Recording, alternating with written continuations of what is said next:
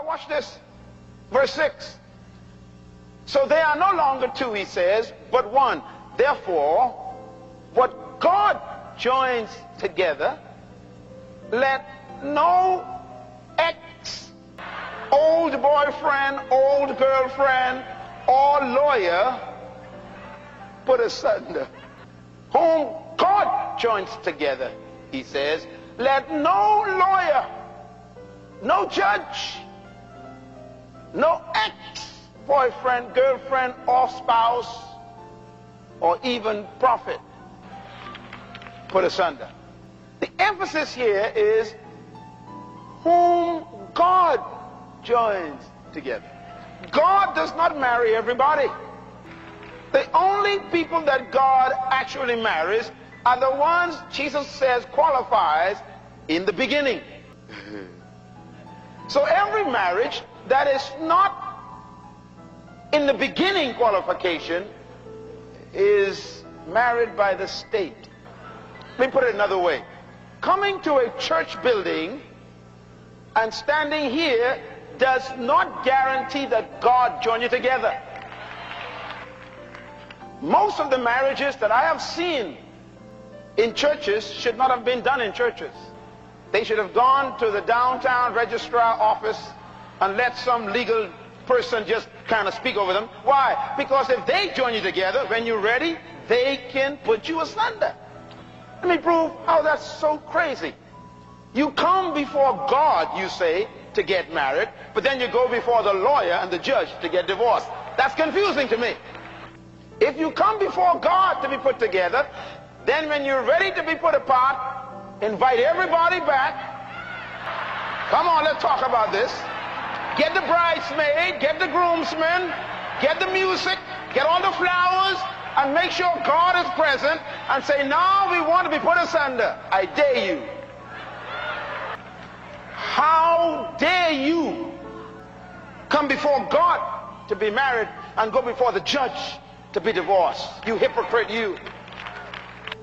I have a suggestion. Whenever you are about to print your wedding invitations, put on the bottom, and if we plan to get a divorce, keep this invitation. That's how ridiculous it is to walk down these aisles in a white dress and a blue and a dark suit and tell God I do before him, and go before a judge and says I don't. Verse 9, anyone who divorces his wife except for marital unfaithfulness and marries another woman commits adultery. She said, look, I didn't create divorce, I don't agree with it. He says, but at least I'll give you a standard. The standard is you shouldn't even think about divorce unless the other party has violated the marriage bed. In other words, the only qualification God allowed for you to do what you invented was sexual corruption. Now, why does he use the word adultery? I'm going to give you a quick lesson.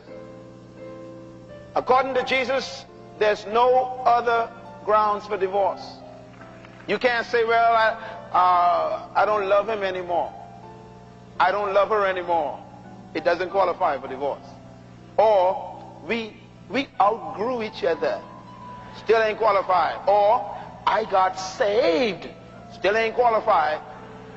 The only way out of what you can't wait to get in is adultery. That means that right now in heaven, God have a lot of people already and still married who are already divorced on earth. They're still married in heaven. God said, no, they ain't qualified, so they're married. That's why they keep committing adultery over and over again with other people, because as far as heaven is concerned, you are still married. Let me give you another challenge. If you get married, listen carefully, this is scriptural standard now, not religious standard. Because religion, you know, they make their own standard. Christianity is a religion, it makes its own standard. I'm talking about the Bible now, the kingdom. The kingdom says, if you marry a person and you decide to separate, you cannot marry anybody else, no matter how long, as that other person does not commit adultery.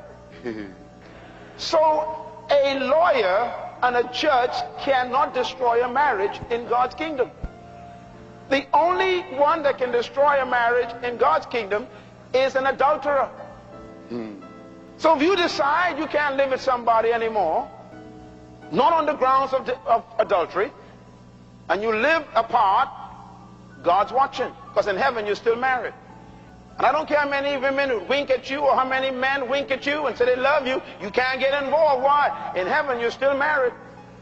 As long as that other person does not commit adultery, you are married before God. This is kingdom standard. Now when they commit adultery and you know and prove it, you are free to marry again. That's the grounds of kingdom. Do you know why? Because whenever you get married and you consummate that marriage with sex, blood is spilled. That's why two men cannot consummate a marriage.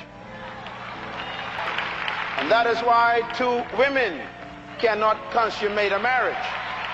Why? There's no blood covenant possible. See, marriage is not about rings. You know, in San Francisco, they keep putting rings. It ain't about rings. It's about blood. Oh, you don't understand. It's about blood. That's why the Bible talks so much about the blood. Because the blood is the foundation of both life and death. Life and death is in the blood. That's why every female comes to earth locked up. Completely locked up. Comes packaged. Locked up. Every female comes to this planet locked up. And the designer did a good job. He locked her up with a little film of skin called the pinna. And that pinna, the skin, is filled with blood. It's actually an organ, the doctors say. And all the organ supplies is blood. It locks her up. And the only way to open up a female is to spill blood on yourself and her. It's a blood covenant. So when a woman is opened by a man for the first time, there's a covenant cut. No matter what you say, God marks in heaven a little note. Covenant. Follow me now. That's why sex is only relegated to marriage. Because you don't want to cut a covenant with anybody who ain't going to be with you forever.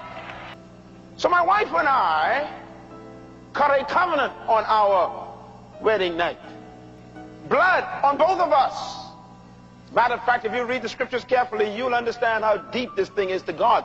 God told Moses that when a man and woman got married, when they went into the wedding bed the first night, the priest had to stand outside the door waiting for the sheet. Woo! And standing next to the priest, read the Old Testament, was the whole community and their parents with stones in their hands. And if the sheet came out and there was nothing on it, somebody died. We need to bring that back. Clap loud. Don't get nervous. I know some of y'all ain't got no sheet at all right now, but I'm going to help you. But that's how serious God takes the covenant. I'm talking to singles. Watch this. So, when the blood covenant is cut between me and my wife in that marriage bed, undefiled, that means there's no problem in the bed, then if I was to have sex with another woman, I cut another covenant. Now you know, the principle of covenant is the only way to break a covenant is to cut a new one. That's why you got the Old Testament covenant and the New Testament covenant. And what broke the covenant? It was blood on the cross. Oh, you don't get it. So the blood of bulls and goats and sheep and turtle doves in the Old Testament was a covenant that lasted for 1 year. But here comes Jesus, the Lamb of God. He's going to cut another covenant. This one is forever. Woo! But it was what? Blood.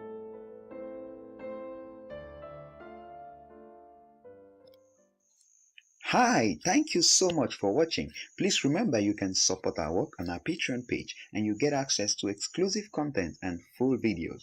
And please hit that subscribe button if you haven't done so and click the notification bell to be the first to receive newer content.